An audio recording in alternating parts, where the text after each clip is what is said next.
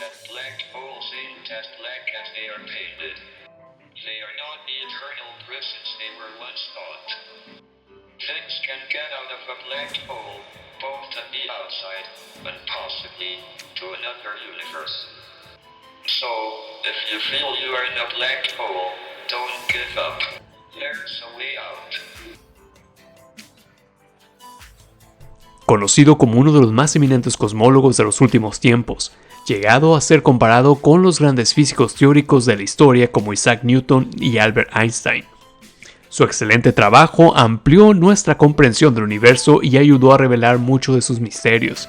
Su carrera académica abarcó más de 50 años, de los cuales la mayor parte de ese tiempo tuvo que luchar contra el terrible padecimiento esclerosis lateral amiotrófica, una enfermedad que lo dejó completamente paralizado. La esperanza de vida que le dieron los doctores a los 21 años de edad fue que tan solo sobreviviría en esa condición un par de años. Sin embargo, a pesar del desalentador pronóstico, jamás se permitió sucumbir a la depresión.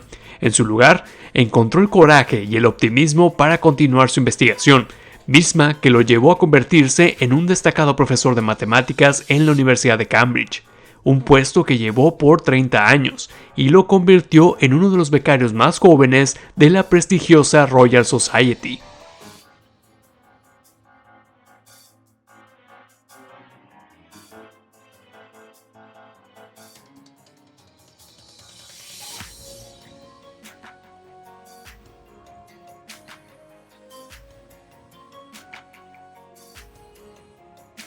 Hello. My name is Stephen Hawking, physicist, cosmologist, and something of a dreamer.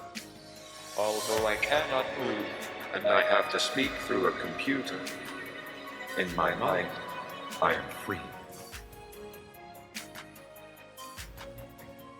Stephen Hawking nació el 8 de enero de 1942, el cual casualmente coincide con el 300 aniversario de la muerte del destacado físico italiano, astrónomo y matemático Galileo Galilei. Su nacimiento tuvo lugar en Oxford a raíz de que sus padres huyeron de Londres por los bombardeos provocados durante el Blitz. Cabe mencionar que Frank e Isobel en su juventud estudiaron en la prestigiosa Universidad de Oxford, la cual destacaba por tener dos categorías de estudiantes, una de ellas la clase privilegiada y otra los alumnos más brillantes y destacados de escuelas independientes, merecedores de una beca. Los padres de Stephen pertenecían a esta última. Después de estudiar medicina en la universidad, Frank se especializó en enfermedades tropicales y su investigación lo llevó a trasladarse al este de África. Antes de que estallara la Segunda Guerra Mundial, Frank precisamente quería ingresar al ejército, pero sus habilidades médicas e investigación lo llevaron a ser considerado demasiado importante para la Gran Bretaña, por lo que fue convencido de permanecer y trabajar en el Instituto Médico, donde conoció a su esposa. Stephen además tuvo dos hermanas, Mary y Philip, y un hermano adoptivo llamado Edward. La familia Hawking se mudó a la ciudad de St. Albans, en Hertfordshire, cuando Stephen tenía tan solo 8 años de edad. Sus padres querían que su hijo estudiara en una de las escuelas más destacadas y altamente competitiva, la escuela de Westminster, en Londres. Sin embargo, el día del examen de admisión, Hawking estuvo enfermo, por lo que su oportunidad se esfumó. En su lugar, asistió a la escuela de St. Evans, la cual era considerada académicamente excelente. Sin problema alguno, pasó el examen de admisión e ingresó a la edad de 11 años. Demostrando su gran capacidad académica. Durante su niñez, demostró muy poco interés por los deportes. Su personalidad introvertida lo llevó a aislarse y a ser el centro de atención de burlas de su salón de clase. Sus talentos no fueron siempre evidentes para sus amigos y compañeros durante sus primeros años. Cuando tenía 12 años de edad, uno de sus amigos apostó una bolsa de dulces diciendo que él nunca llegaría a nada. Hawking lo observó con modestia y dijo: «No sé si esta apuesta se resolvió alguna vez, y de ser así, ¿de qué manera se decidió?». Fue de los alumnos más destacados de su clase durante el tiempo que estuvo en St. Albans, y fue considerado un estudiante brillante por sus maestros.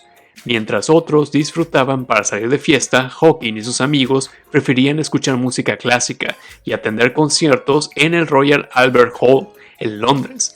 leían sobre los trabajos de William Golding, Aldous Huxley, Kingsley Amis y sobre el intelectual Bertrand Russell.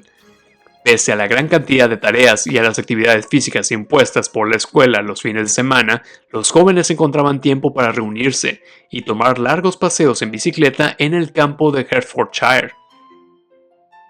Se cuenta que en su habitación de estudiante tenía un completo desorden de maquetas de avión, hojas de tareas sin terminar y muchos libros apilados. Estas eran el tipo de señales que demostraban su pasión por la ciencia, además de contar con herramientas fabricadas por él mismo. Estantes con tubos de ensayo que contenían muestras que parecían tener años arrumbadas. Hawking, por otro lado, solía inventar juegos de mesa para entretenerse con sus amigos. Sin embargo, estos eran a veces tan complicados que incluso a él mismo le costaba trabajo descifrar. En un examen para medir su nivel de conocimientos, obtuvo una calificación perfecta en matemáticas, física y química. En sus 2 últimos años, él y sus amigos construyeron una computadora llamada LUCE, por sus siglas en inglés, que significan Motor Informático Lógico Uniselector.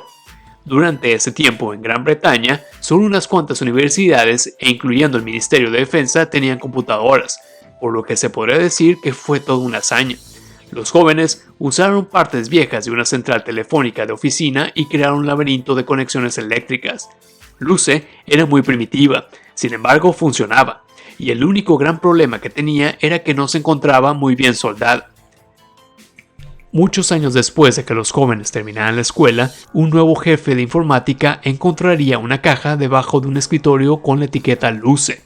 Pensó que era basura, y tan solo unos años más tarde se dio cuenta del error que había cometido: el desechar una computadora construida por el mismo Stephen Hawking.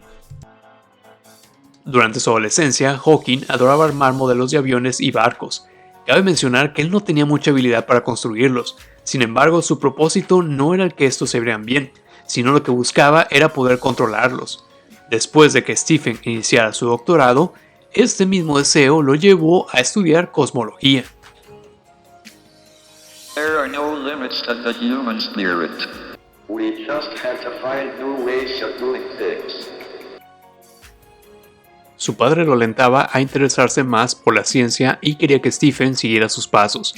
En sus primeros años de escuela, Hawking quería estudiar física porque la consideraba como la ciencia más fundamental de todas.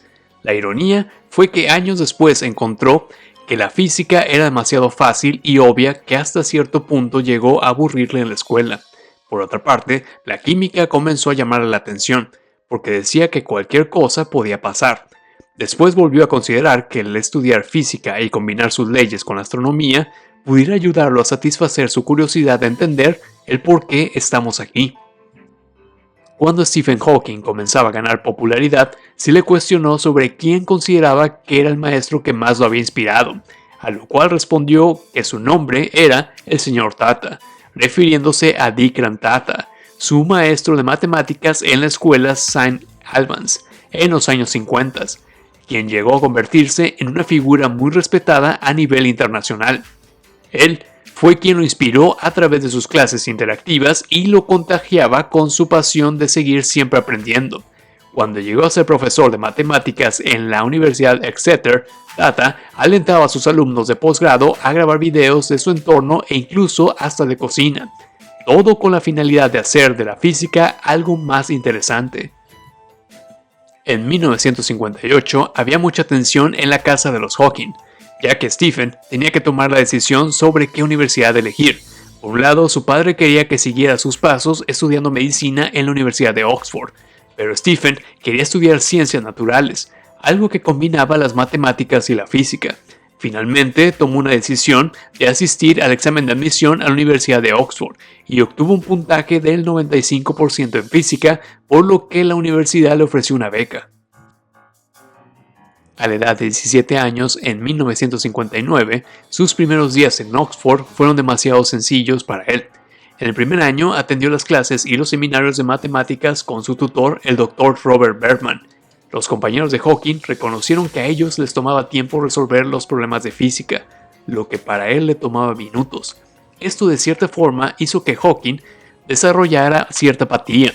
Sin embargo, encontró interés en el deporte de remo.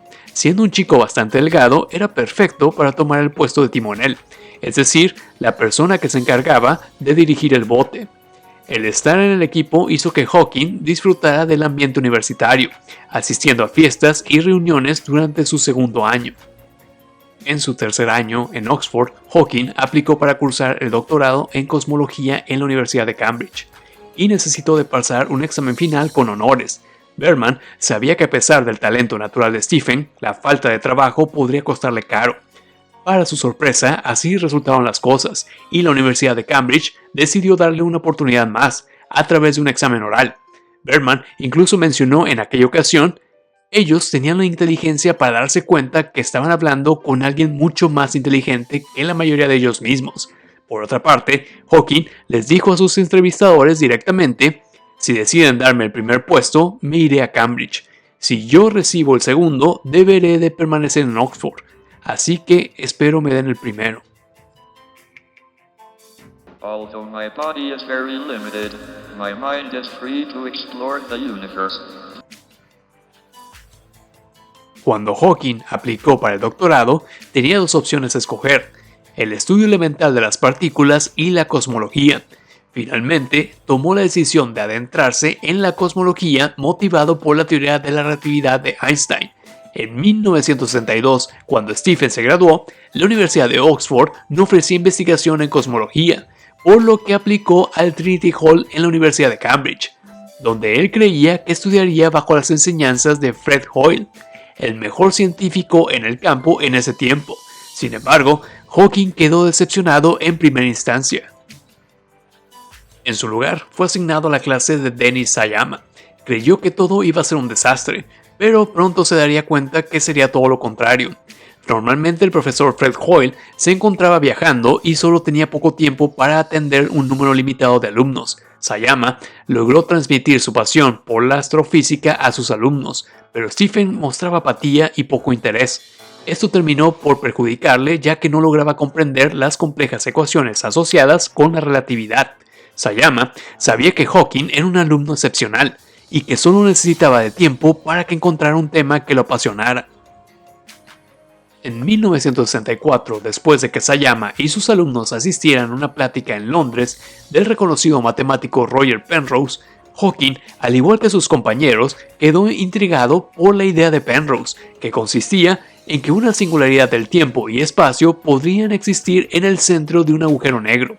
Camino de regreso a Cambridge, Hawking se acercó a Sayama y le dijo: me pregunto qué pasaría si usted aplicara la teoría de singularidad de Roger al universo entero. Esto fue un completo revés a la carrera de Hawking. Esto se convirtió en el capítulo final de su investigación de doctorado y desencadenó una nueva revolución en el campo de la investigación cosmológica. I don't think the human race has a moral obligation to learn about space, but it would be foolish and short-sighted not to do so. Durante su último año en la Universidad de Oxford, Hawking ya se había hecho un poco torpe en sus movimientos y había tropezado algunas veces sin razón alguna. En Cambridge, él comenzó a tener problemas en realizar ciertas cosas rutinarias, como por ejemplo, el tener dificultad para amarrarse las agujetas de sus zapatos y de igual forma desarrolló un ligero impedimento en el habla. Regresó con sus padres a St. Albans para pasar la Navidad, y fue Frank, su padre, el que notó rápidamente el cambio en su hijo. Sabía que algo no estaba marchando bien. Hawking fue trasladado a un especialista en 1963. En el hospital le realizaron un sinnúmero de pruebas. En una de ellas, incluso, se tomó como muestra el músculo de su brazo, colocando electrodos sobre él e inyectando fluido radiópaco en su espina dorsal, y observando sus movimientos a través de una cámara de rayos X. Los médicos consideraron que esto se trataba de un caso atípico y le recomendaron regresar a Cambridge y tomar vitaminas hasta que pudieran identificar cuál era el problema.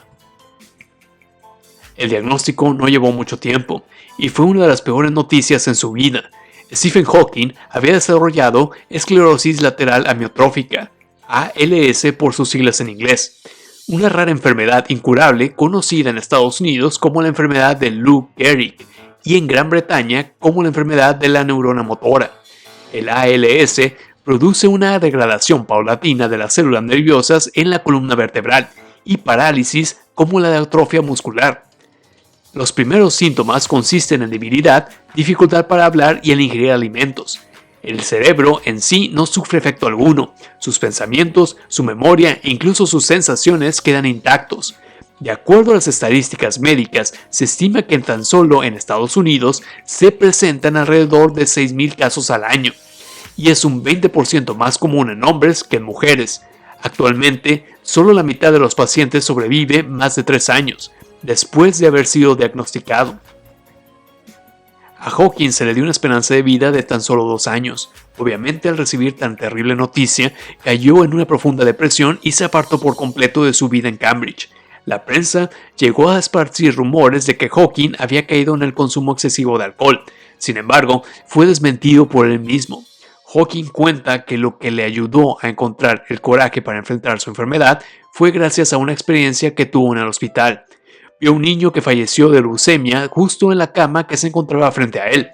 Hawkins desde entonces dijo que cada vez que sintiera pena por él recordaría a ese niño. Fue en este momento que un nuevo enfoque a su trabajo surgiría. After my expectations had been reduced to zero, and the new day became a bonus, and I began to appreciate everything I did have. Well, there's life, there is hope. Jane Wilde conoció a Stephen Hawking en la época de Año Nuevo en 1962. Ella lo describió como una persona muy inteligente y arrogante, algo distraído. A su vez mencionó que ya había notado que algo sucedía con él al no poder controlar en ocasiones sus movimientos. Durante este tiempo, Stephen ya estaba desarrollando dificultades físicas y fue cuando se encontraba bajo la observación de especialistas. Al año siguiente, Jane estudió lenguas modernas en el colegio de Westfield en la Universidad de Londres, por lo que se encontraba realmente ocupada. Posteriormente, justo después del diagnóstico de Stephen, la relación se volvió más seria. Después de asistir al colegio, Jane pasaría más tiempo con Hawking y sus amigos, en paseos, reuniones, picnics a un lado del río, viendo cómo otros estudiantes se paseaban en góndolas. Definitivamente su compromiso con Jane le cambió la vida por completo. Se sentía cada vez más motivado, sentía que tenía una razón por la que luchar y seguir viviendo. Incluso su trabajo comenzó a verse afectado positivamente. Sabía que para poder casarse con Jane necesitaba conseguir un trabajo o una beca a una universidad. Sin ello, sería difícil tener una estabilidad para ellos, o incluso continuar con su investigación de los agujeros negros. Hawking aplicó para ingresar a la comunidad de Gonville y Keys, en Cambridge. Para entonces, él ya no podía siquiera escribir, por lo que pidió ayuda a Jane para que llenara su aplicación. Stephen la esperaba en la estación de tren, y tal fue su sorpresa que, para su mala fortuna, Jane había sufrido un accidente en su brazo una semana antes. Sin embargo, esto no le impidió el ayudar a Hawking. Lograron llenar la aplicación y pidieron ayuda de un amigo para transcribirla en una máquina de escribir. La pareja disfrutó de un gran año en 1965. Hawking logró ingresar a la comunidad y él y Jane se habían casado en el Trinity Hall. Jane sabía muy bien que la esperanza de vida de Hawking era de tan solo poco tiempo, pero esto no fue ningún impedimento para mantener una actitud positiva y decidir iniciar una familia juntos. Contra todo pronóstico, en 1967 la pareja dio la bienvenida a su primer hijo, Robert, justo 4 años después de que Hawking recibiera su diagnóstico. Su hijo fue una gran motivación para continuar esforzándose en su investigación. Hawking estaba ganando popularidad como un físico brillante y cada artículo que publicaba parecía impactar en la comunidad. En 1970 nació Lucy y ambos padres se encontraban sumamente emocionados de ver cómo su familia crecía, aunque en ocasiones Jane parecía estar sufriendo de cansancio por tener ahora que atender a sus hijos además de Stephen. Para 1979 nace Timothy y la vida en el hogar de los Hawking comenzaba a ser bastante activa, cumpliendo con el trabajo, niños y reuniones sociales. Jane fue quien enseñó a los niños a jugar cricket y croquet. Stephen jugaba con ellos a perseguirlos y hacer carreras alrededor de su jardín sobre la silla de ruedas. Stephen Hawking mencionó que lo que lamentó fue el no poder ser capaz de jugar más con sus hijos conforme ellos iban creciendo. el que los hijos de Hawking recibieran educación en escuelas privadas en Cambridge y el incremento en los gastos a raíz de ello, además del servicio de enfermería, fue parte de la razón detrás de la idea de escribir un libro de ciencia. Cabe mencionar que la hija de Stephen, Lucy, estudió lenguas modernas en Oxford y logró una carrera exitosa para un periódico y periodismo en radio. Junto con su padre, escribieron libros para niños acerca de un aventurero cósmico llamado George. Los cuentos plasman datos del universo para fomentar en los niños la curiosidad de aprender. Sus libros han sido traducidos en más de 37 idiomas. En 2010, Lucy Hawking tuvo su residencia como escritora en la Universidad Estatal de Arizona. And however difficult life may seem, there is always something you can do and succeed at. La enfermedad de Hawking fue avanzando paulatinamente desde que fue diagnosticada. Cuando en un viaje a Miami impartía una plática sobre la relatividad, su discurso de pronto se fue deteriorando y comenzó a recibir insultos por parte de los asistentes, por lo que uno de sus compañeros tuvo que intervenir para ayudar. Para finales de los años 60, Hawking fue forzado a usar una silla de ruedas, una situación que él había negado por años. Pese a ello, esto no fue un impedimento para verlo frecuentemente por los alrededores de Cambridge, atendiendo reuniones, comidas en Gonville y Keys, o incluso conocer a más alumnos a través de sus asesorías. Se sabe que una peculiaridad de Hawking era que solía usar su silla de ruedas para defenderse, es decir, si alguien lo molestaba o incluso interrumpía sus alimentos, era bien sabido que Hawking pasaría por encima de sus dedos. A principios de los años 70, Hawking ya tenía dificultades para acostarse o levantarse de la cama e incluso de alimentarse por sí mismo, aunque en 1974 él se mudó a un departamento más accesible en West Road, Cambridge. Estaba claro que su esposa Jane necesitaba ayuda. Era difícil mantener las tareas del hogar, 2 hijos y cuidar de él. La pareja decidió ofrecer hospedaje gratis en su casa a un estudiante a cambio de que los ayudase. Bernard Card fue uno de los primeros en aceptar el puesto y él mismo comentó: "Fue como ser parte de la historia". Muchos estudiantes formaron parte de la vida de los Hawking, cuidando a los niños y ayudando a organizar viajes y actividades. A cambio, recibieron una gran experiencia trabajando con Hawking y para algunos esto llegó a ser un impacto muy positivo para sus carreras profesionales. It matters that you don't just give up.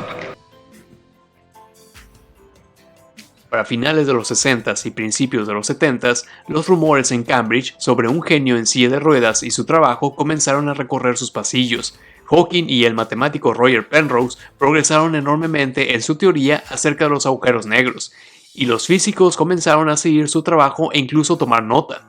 Su trabajo dio paso a un nuevo campo conocido como la termodinámica de los agujeros negros, y esto los llevó a concluir en 1974 que los agujeros negros podían emitir radiación.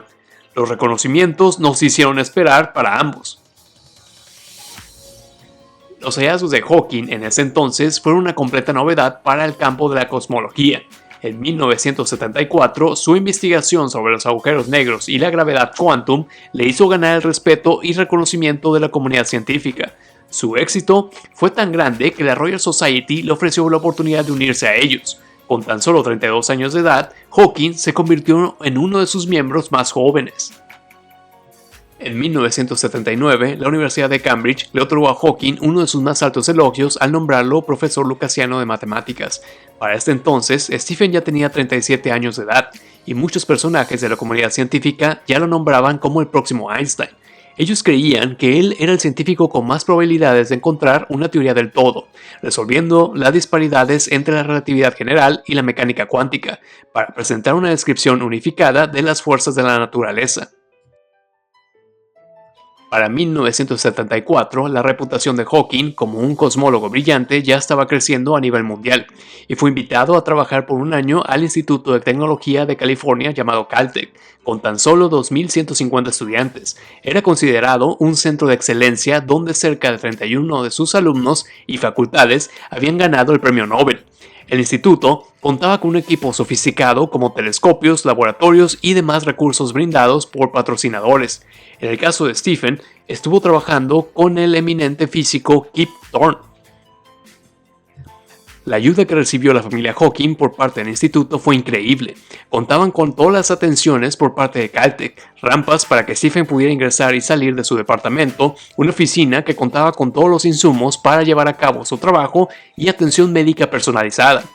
Para ese entonces su condición iba poco a poco empeorando, por lo que requería de mayores cuidados. Kip Thorne se encontraba liderando el grupo de relatividad. Richard Feynman, ganador del premio Nobel, estuvo también apoyando. Tanto Stephen como Kip compartían la misma pasión por su trabajo. Durante ese tiempo, Stephen Hawking conoció a quien sería uno de sus más grandes amigos a lo largo de su vida, el físico Tom Page. Ambos trabajaron juntos durante un año realizando investigaciones sobre los agujeros negros. Está de más decir que Hawking disfrutó mucho su estancia en Caltech.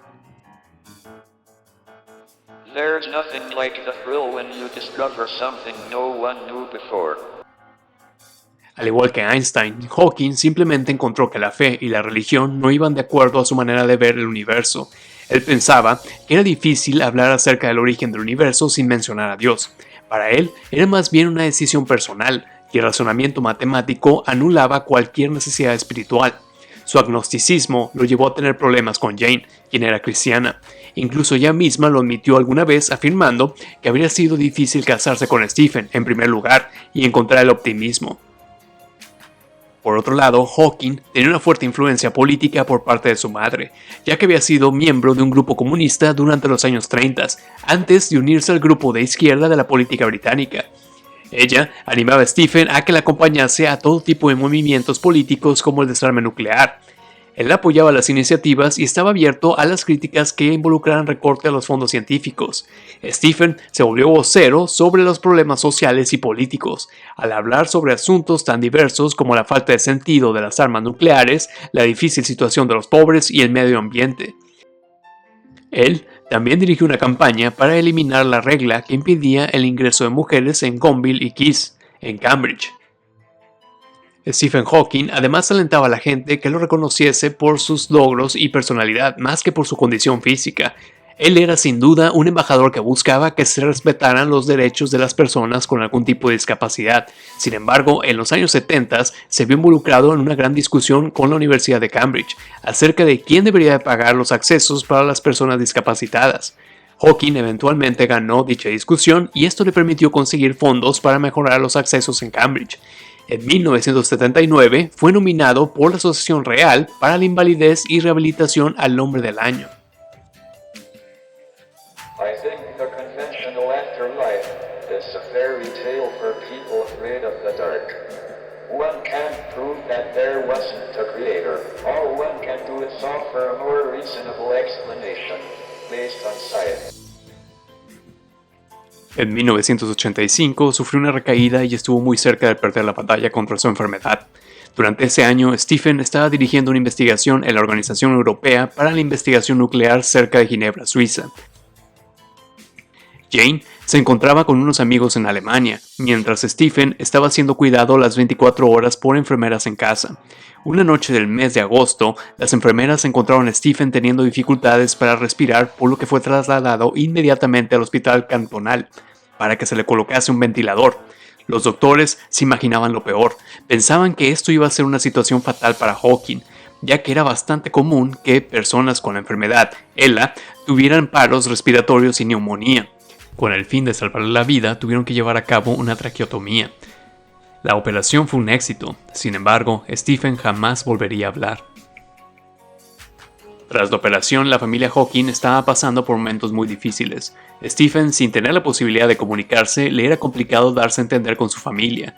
Jane, por otra parte, no sabía qué hacer ni cómo sobrellevarlo.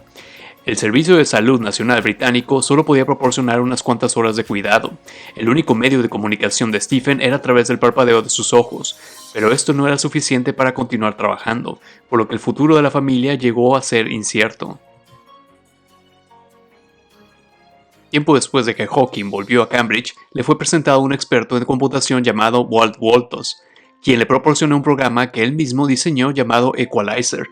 Este le permitía a Hawking elegir palabras a través de una computadora con ayuda de un mando. Una vez que creaba una oración, enviaba el mensaje a un sintetizador de voz que se encargaba de reproducirlo. Inicialmente, el programa era bastante lento, porque solo podía hilar 10 palabras por minuto, pero era suficiente para no necesitar un intérprete, y además era portable, lo que le permitía llevarlo consigo en la silla de ruedas. I believe what makes us unique is transcending our limits. I lost my voice, but I can still speak thanks to my voice synthesizer.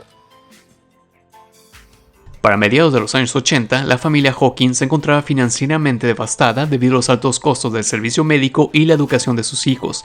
El futuro no parecía bastante alentador. Sin embargo, Stephen ya había estado planeando la publicación de un libro, que bien sabía tomaría tiempo para que rindiera frutos. El único problema que tenía era saber de qué manera hacerlo tan sencillo y accesible para el público general, fuera del ambiente científico. Planteó su idea a la prensa de la Universidad de Cambridge y ésta estuvo interesada y le ofreció un adelanto de 10,000 libras.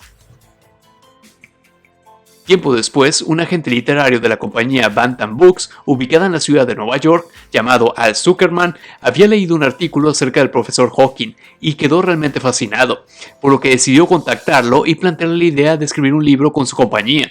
Stephen estaba entusiasmado y le compartió una muestra de lo que ya se encontraba escribiendo sobre su obra, una breve historia del tiempo. La propuesta causó un gran impacto y Zuckerman aceptó en darle al menos $250,000 para llevar a cabo su publicación en Estados Unidos y Canadá. Hawking comenzó a escribir su obra en 1984 con ayuda de su editor Peter Guzzardi, quien lo ayudó a traducir la visión compleja de Hawking sobre el universo. Cabe decir que el libro además cuenta con una introducción del renombrado astrofísico Carl Sagan, lo que lo hace aún más atractivo. El libro estuvo disponible hasta el año de 1988. El éxito fue inmediato en Estados Unidos y Reino Unido, donde logró pertenecer a la lista de bestsellers por los próximos 4 años. Hasta hoy en día, el libro cuenta con más de 11 millones de copias vendidas alrededor del mundo. La fama del profesor Stephen Hawking estaba creciendo enormemente a nivel mundial, convirtiéndolo en toda una celebridad. Su legado estaba siendo cada vez más grande y especial, puesto que estaba creando un ambiente de cultura popular alrededor de la cosmología, y para los años 90, sus apariciones en televisión y la prensa eran cada vez más frecuentes. En 1992 formó parte de la lista de escritores, científicos y políticos que participaron en el programa de la BBC Radio Desert Island Disc. En él se le hizo la pregunta: si estuviera en una isla desierta, ¿cuáles serían las 8 piezas musicales que llevaría consigo? Aquí fue que el mundo conoció la pasión de Hawking por la música clásica. Entre sus selecciones se encontraban piezas de Wagner, Beethoven, Puccini, Paunlek y su canción favorita de Mozart llamada Requiem en Re menor. Además mencionó que el libro que llevaría consigo sería Middlemarch, de George Eliot. La voz de Hawking se volvió icónica a mediados de los años 90. El grupo Pink Floyd lo invitó a participar en su canción Keep Talking, del álbum The Division Bell, y además formó parte del anuncio británico de telecomunicaciones que compartía el mismo mensaje. Hawking además fue bastante abierto a la comedia, así fuesen parodias, por lo que el programa de Los Simpson lo tuvo como invitado especial en el capítulo Salvaron el cerebro de Lisa, transmitido el día 9 de mayo de 1999. El público aplaudió tanto su aparición, por lo que fue invitado más de una ocasión. En el 2010, en un debate del periódico The Guardian en Gran Bretaña, el físico Brian Cox le preguntó ¿cuáles son los conceptos erróneos más comunes sobre su trabajo? A lo que Hawking respondió: People think I'm a Simpsons character. Volviendo un poco a su vida personal, para finales de los años 80, cuando su libro Una breve historia del tiempo estaba siendo todo un éxito, su relación con Jane estaba siendo seriamente afectada, ya que Stephen tenía que estar viajando constantemente para impartir conferencias, atender programas de televisión, radio y prensa. Jane simplemente sentía que estaba viviendo bajo la sombra del éxito de su esposo. Durante sus giras, Stephen pasó mucho tiempo con quien era su enfermera personal, Elaine, quien a su vez era esposa del ingeniero que ayudó en la instalación del sistema de comunicación de Hawking, llamado David Mason. La relación con Elaine llegó a ser tan cercana que para 1990, después de 25 años de casado con Jane, Hawking tomó la decisión de apartarse de su familia para mudarse con ella. Finalmente, en 1991 se divorcia y en 1995 se casa con Elaine. Durante este tiempo, Stephen continuó trabajando en sus investigaciones y viajando alrededor del mundo.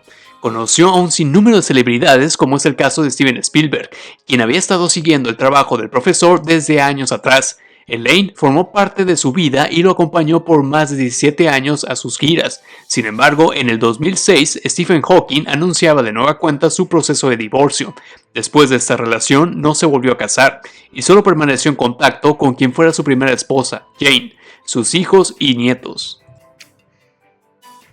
I hope I will be remembered for my work on black holes and the origin of the universe, not for things like appearing on The Simpsons. Las instituciones científicas y las universidades daban lo que fuera por reclutar a Stephen Hawking como parte de su staff permanente. Sin embargo, él siempre fue fiel a la Universidad de Cambridge. La razón era bastante simple: su familia. La ciudad de Cambridge había marcado su vida. El profesor Hawking era muy sociable y disfrutaba mucho de formar parte de las reuniones en la universidad. Sus reuniones consistían en escuchar música clásica, preparar comida y conversar. Muchos de sus amigos habían sido también estudiantes de Dennis Sciama. La gran mayoría eran unas eminencias científicas. Uno de ellos, Martin Rees, por ejemplo, llegó a ser astrónomo británico real, maestro del Trinity College y presidente de la Royal Society. Martin y Stephen eran muy buenos amigos, pero lo único que no compartían eran sus creencias acerca de la religión y la ciencia. La gente y los estudiantes en Cambridge lo recuerdan con cariño porque siempre lo recibía con una sonrisa o un saludo. La única barrera que él tenía era la de no hablar de su vida personal.